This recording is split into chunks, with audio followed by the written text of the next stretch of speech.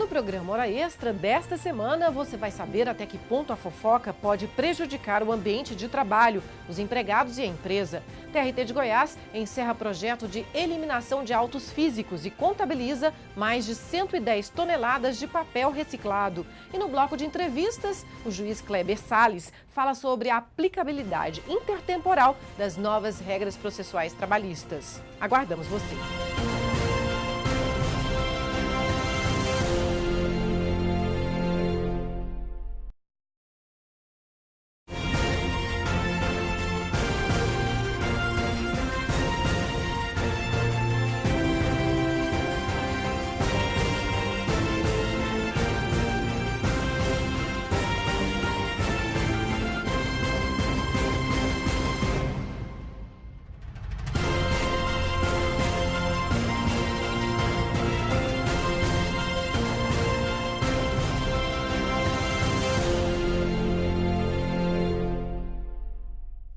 Está começando mais um programa Hora Extra. E nesta edição você vai saber até que ponto a fofoca pode prejudicar o ambiente de trabalho, os empregados e a empresa. TRT de Goiás encerra projeto de eliminação de autos físicos e contabiliza mais de 110 toneladas de papel reciclado. E no bloco de entrevistas, o juiz Kleber Salles fala sobre a aplicabilidade intertemporal das novas regras processuais trabalhistas. Hora Extra está começando agora.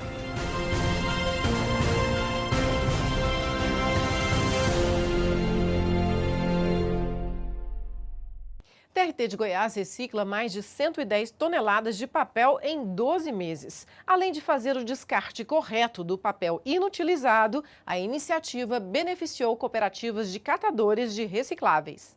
O trabalho de organização e separação de documentos para o descarte foi feito pelo Núcleo de Gestão Documental da 18ª Região.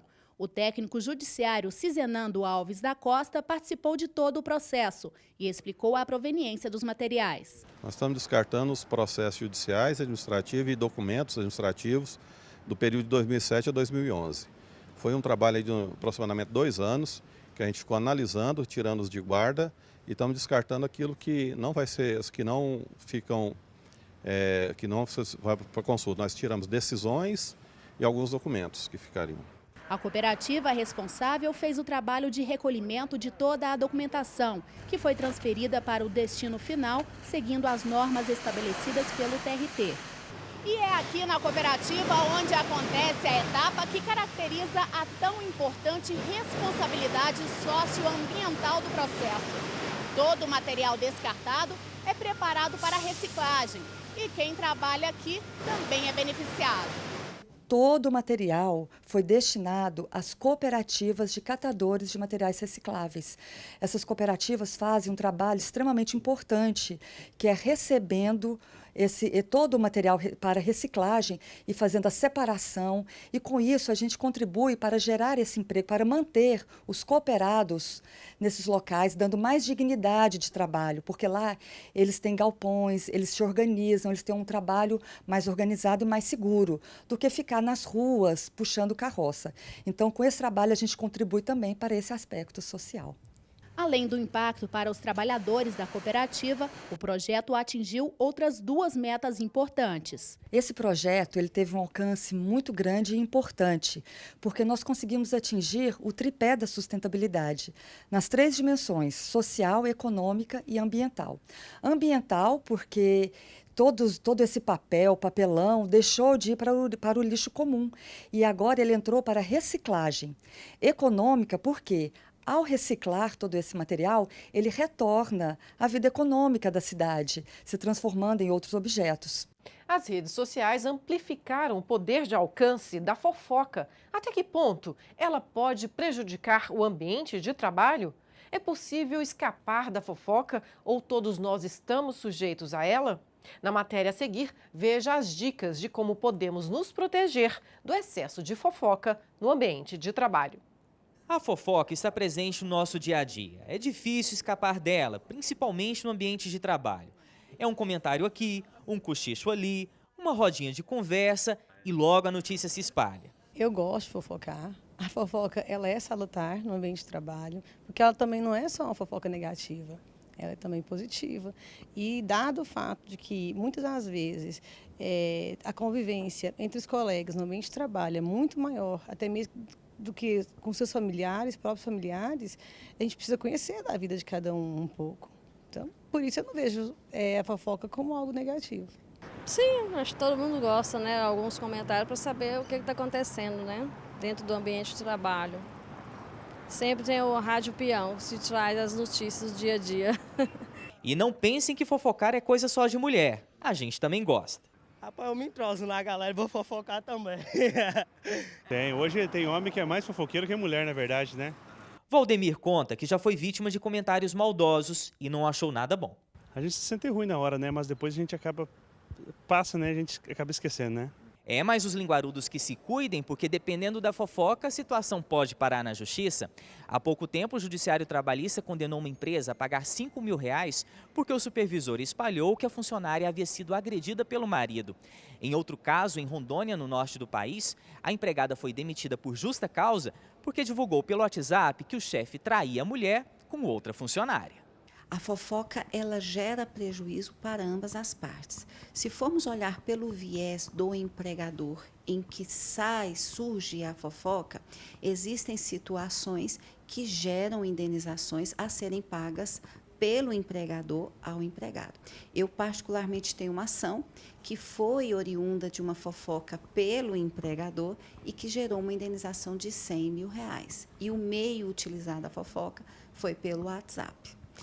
Num outro viés, quando surge a fofoca pelo empregado e efetivamente comprovado, pode inclusive gerar um desligamento por justa causa. Então, conclui-se que ambos os lados gera prejuízo e o Poder Judiciário vem, através da tutela jurisdicional, estar punindo de uma forma coerente, rigorosa e gerando indenizações para a parte que sofreu prejuízo, que foi vítima, né, da fofoca. Segundo essa especialista em gestão de pessoas, é necessário ter muito cuidado com os comentários nas redes sociais, porque eles podem ganhar uma repercussão que ninguém imagina. Os gestores também precisam ficar em alerta para evitar que os boatos prejudiquem a imagem do empregado e da própria empresa. O gestor, é função da empresa zelar pela harmonia da empresa, pela harmonia do clima da empresa. Então, é responsabilidade da gestão tomar atitudes. Ela ainda traz dicas de como o trabalhador deve se comportar para evitar os mexericos. Olha, eu acredito que tudo seja controlável, né? O que nós temos que controlar aí? Por exemplo, com quem que você vai compartilhar as suas intimidades? Geralmente, a gente fala o seguinte, se você está com um problema, procure uma pessoa especializada para tratar do problema ou para compartilhar esse problema. O que a gente tem que ficar atento é com quem nós estamos conversando, com quem que você está conversando sobre a sua vida pessoal. Porque fofoca, geralmente, é sobre a vida íntima de cada um de nós. Então, assim, você vai compartilhar com quem? Essa pessoa é uma pessoa que, às vezes, conversa muito, é uma pessoa que ela fala de outras pessoas para você. Eu acho que é uma coisa lógica, né? Evitar, ser humano é complexo, né? Mas você ter uma atitude mais firme e raciocinar melhor com quem você está compartilhando, eu acho que sempre é o ideal, né? Para quem gosta de falar da vida dos outros, a advogada lembra que, além da punição no âmbito trabalhista, os fofoqueiros podem também responder criminalmente por calúnia, injúria ou difamação. Segundo ela, os tribunais estão mais rigorosos. A questão da fofoca hoje no ambiente de trabalho tem sido tratado com rigor pelo Poder Judiciário, tem gerado ações de natureza indenizatória, no qual gera consequências para que o empregador venha a pagar e consequências para o empregado, né? Uma das consequências é a questão da demissão, efetivamente comprovado, né? Gera inclusive demissão por justa causa. Manter um ambiente de trabalho saudável é responsabilidade de todos. Por isso é importante não esquecer, o fofoqueiro de hoje pode ser a vítima da fofoca amanhã. No próximo bloco, o juiz Kleber Salles fala sobre a aplicabilidade intertemporal das novas regras processuais trabalhistas. Fique com a gente, voltamos já.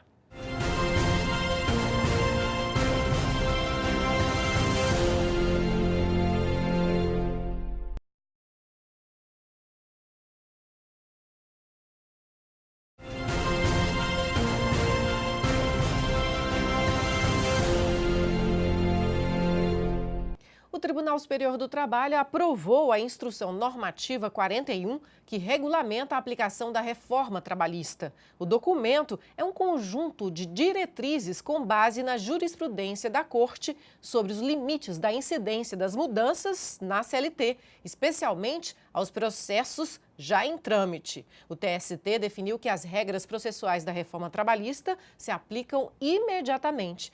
Já regras de direito material vão depender dos casos concretos. E para falar sobre a aplicabilidade intertemporal das novas regras trabalhistas, o nosso convidado de hoje é o juiz Kleber Salles, presidente da Associação dos Magistrados do Trabalho da 18ª Região e professor. Seja bem-vindo novamente à Hora Extra, doutor Kleber. Obrigado, Fabíola. É sempre uma honra estar aqui nesse programa que presta um grande serviço de informação à sociedade. Muito obrigada. O que na prática muda com a publicação da Instrução Normativa 41 pelo TST? Ela só trata da aplicação das regras processuais? Bom, essa instrução normativa, a rigor, responde a um certo anseio de parte da comunidade jurídica no que diz respeito à aplicabilidade das normas processuais, e aí ela cuida exclusivamente dessas questões, no âmbito do processo do trabalho, a partir da chamada reforma trabalhista.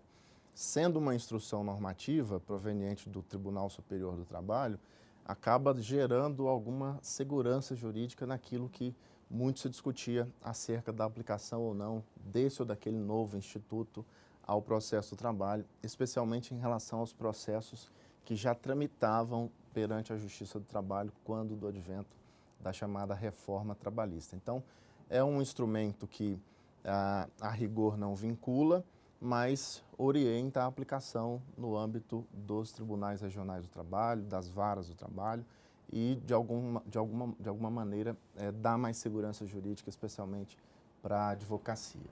Essas novas regras, essas novas orientações do TST são suficientes para o dia a dia das relações de trabalho? Bom, como a Instrução Normativa 41 não enfrenta a questão do direito intertemporal relacionado ao direito material, ou seja, as regras de direito do trabalho, ela vem como uma contribuição apenas no aspecto processual. É bom registrar que, sendo uma instrução normativa, ela não tem o efeito vinculante, embora seja um estímulo à adoção dessas compreensões que foram estabelecidas nos artigos dessa instrução normativa. Mas, em definitivo, não soluciona as questões mais dramáticas no âmbito do direito do trabalho, especialmente quanto à identificação daquilo que se aplique ou não, a partir da reforma trabalhista, aos contratos de trabalho que já estavam vigentes no dia 11 de novembro de 2017.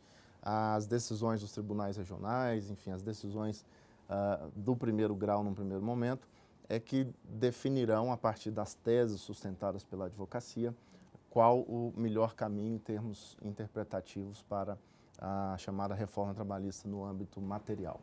Falando em advocacia, o advogado Fernando Valadão Filho tem uma pergunta a fazer sobre prazo prescricional. Vamos lá?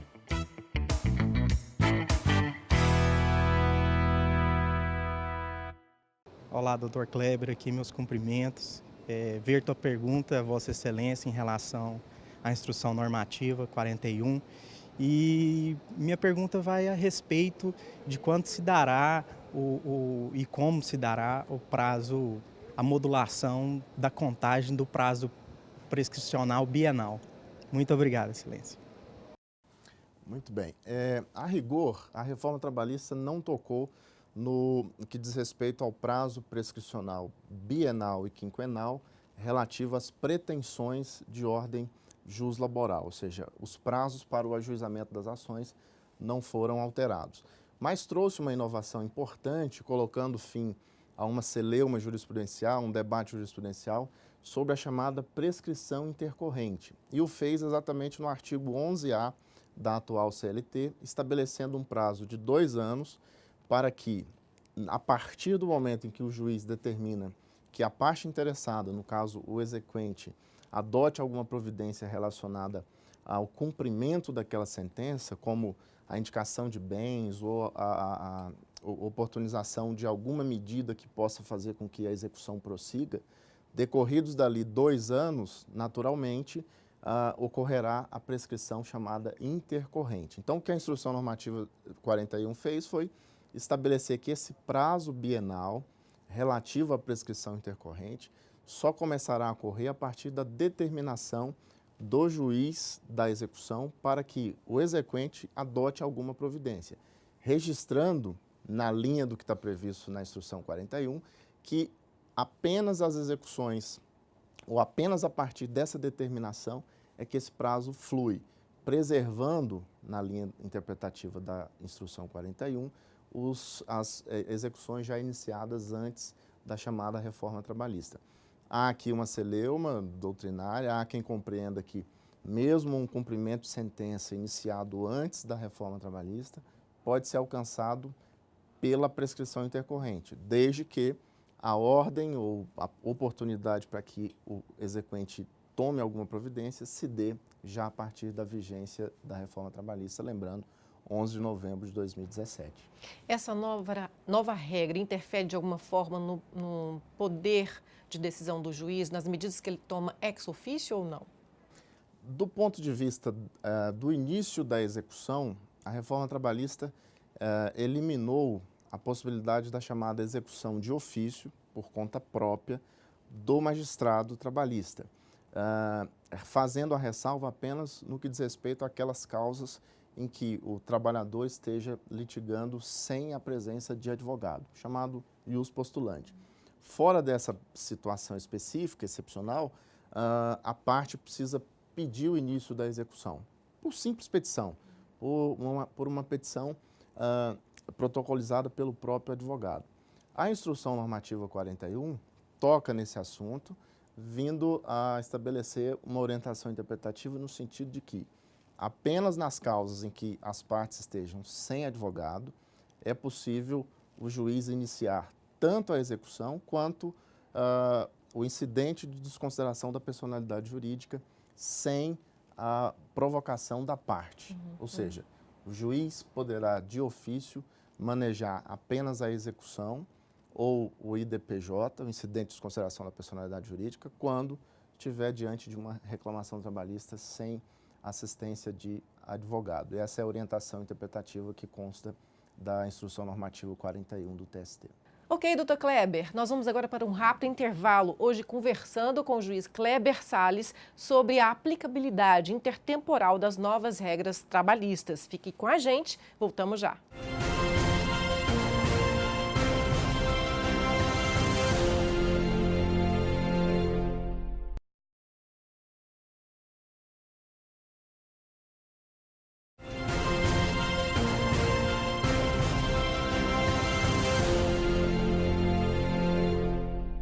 O programa Hora Extra está de volta. Hoje conversamos com o juiz Kleber Salles sobre a aplicabilidade intertemporal das novas regras trabalhistas.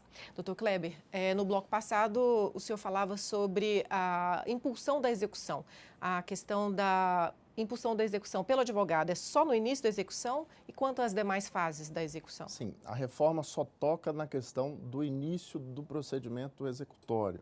A partir desse momento, o juiz continua com a ampla liberdade, com base inclusive no artigo 765 da CLT, que é aplicável também à fase de execução, para processar todos os atos inerentes à efetiva execução daquele crédito trabalhista. Nisso não há nenhuma mudança. Doutor Kleber, com relação ao artigo 702, cuja constitucionalidade está sendo questionada pelos operadores de direito, o que o senhor tem a dizer sobre isso?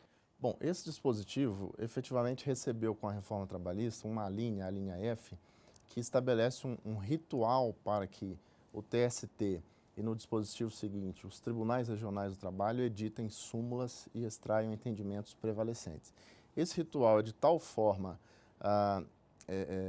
rígido que dificilmente, nas circunstâncias atuais, nós teríamos condições de termos uma nova súmula do Tribunal Superior do Trabalho. Para se ter ideia, se demanda que a mesma decisão seja tomada por 2/3 das turmas do Tribunal Superior do Trabalho por 10 sessões seguidas, distintas e sequenciais, de modo a amadurecer a matéria a ponto de ser simulada. Isso, em termos atuais, seria praticamente impossível. Nesse contexto, o Tribunal Superior do Trabalho vai se debruçar imagina-se em pouco tempo, sobre um incidente de inconstitucionalidade desse dispositivo para dizer se o mesmo se adapta ou não, ou se adequa ou não à Constituição. Exatamente porque compreende-se que há nessa disposição legal uma afronta tanto à separação dos poderes quanto à independência dos tribunais, que têm a prerrogativa constitucional de ditar o ritmo e os procedimentos internos da sua atuação. Agora nós vamos à pergunta da advogada Sandra Borges sobre honorários sucumbenciais.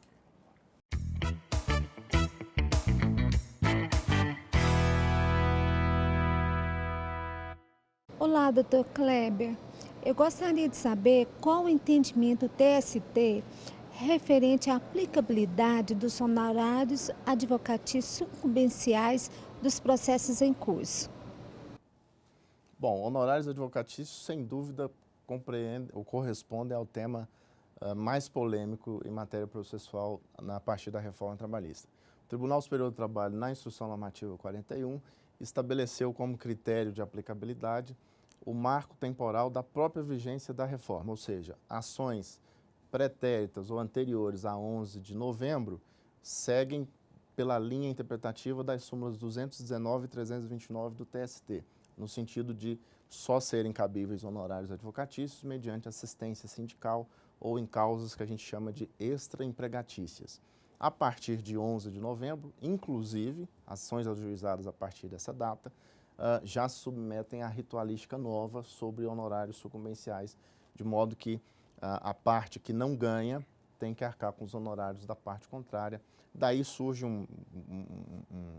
uma enormidade de problemas interpretativos, do tipo, os honorários serão calculados a partir de cada pedido ou do todo, e questões relacionadas ao próprio conceito, a definição do que seja sucumbência parcial ou sucumbência recíproca, e as decisões judiciais de primeira instância já têm começado a resolver esses conflitos, que daqui a pouco serão pacificados no âmbito dos tribunais. Mas em termos de direito intertemporal, o que tem prevalecido é a compreensão de que só se aplica a nova sistemática sucumbencial para os processos ajuizados a partir de 11 de novembro de 2017.